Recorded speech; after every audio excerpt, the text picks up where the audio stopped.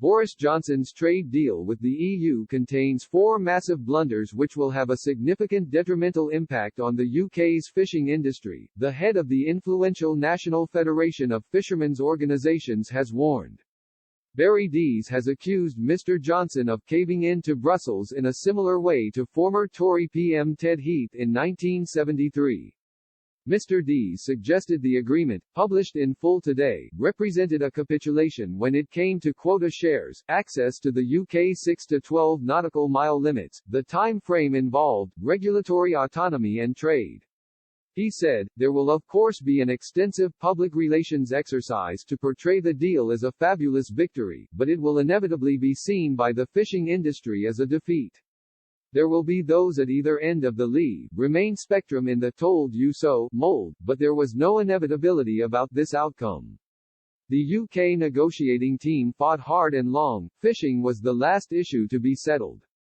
But in the final stretch the decisions lay at the very top of government, with the Prime Minister, and he bottled it. Economics reasserted its dominance over politics. In terms of the deal's implications for the quota of fish which British fishermen will get to keep in future, Mr. Dees said, most coastal states allow something like 80% of their fisheries resources to be harvested by their own domestic fleets, with the balance being traded for other mutual benefits.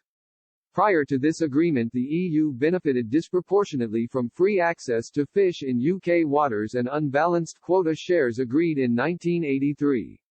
What a 25% rebalancing in value terms actually means to individual fishing businesses and fishing communities will have to await publication of the detailed stock-by-stock schedules agreed.